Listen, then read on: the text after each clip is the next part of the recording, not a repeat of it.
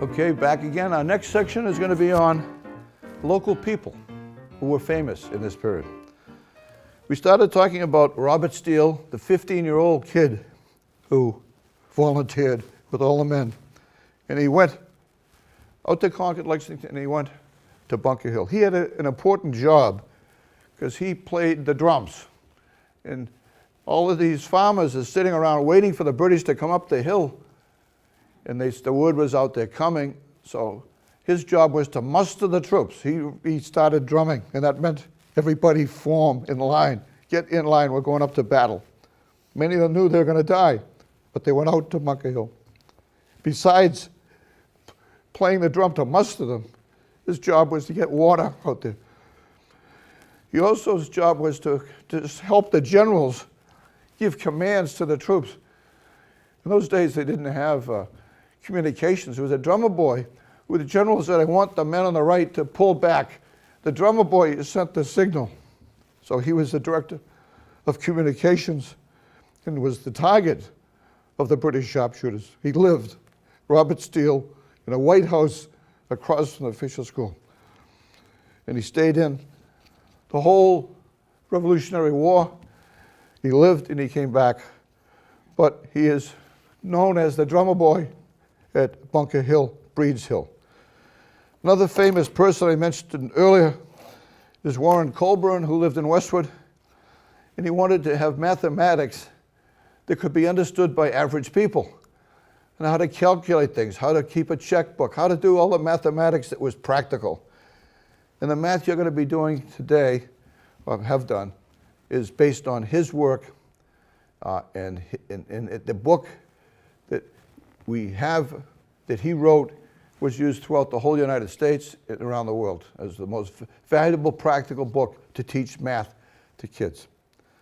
A third person in West Dedham that is worth note, his name was Betsy Baker.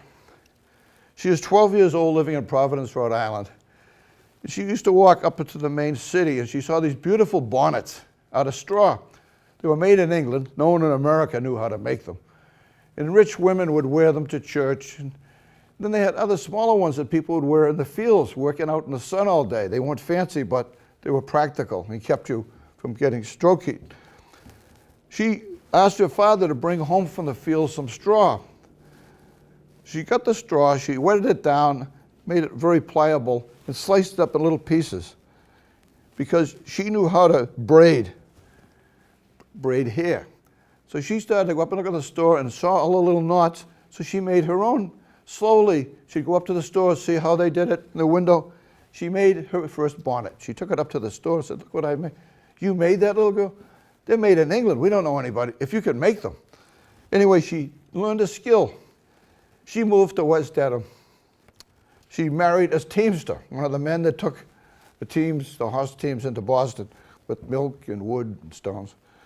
Her house exists today, a red house, next to a place someday will be called Dunkin' Donuts, right on the main street of 109. It's still there. So not only did she know how to do this, but she taught other women how to do it. So she started what's called a cottage industry.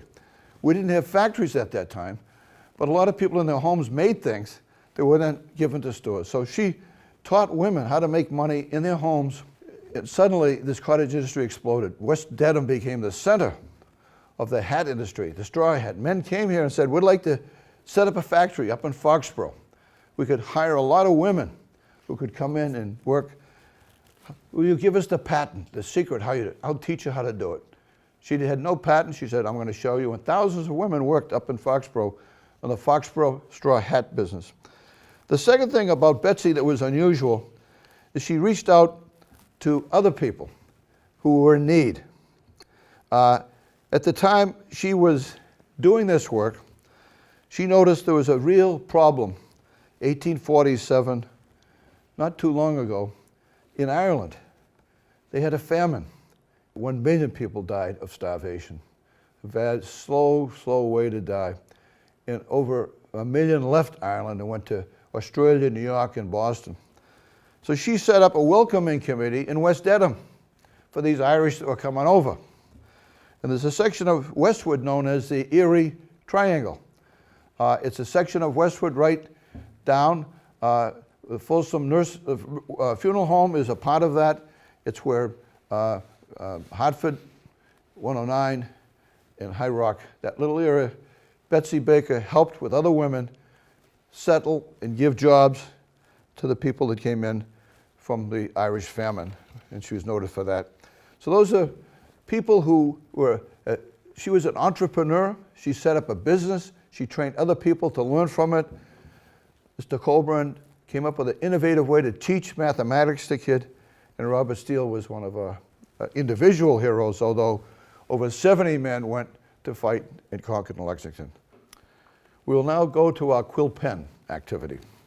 Be very careful with the ink, and good luck. Thank you.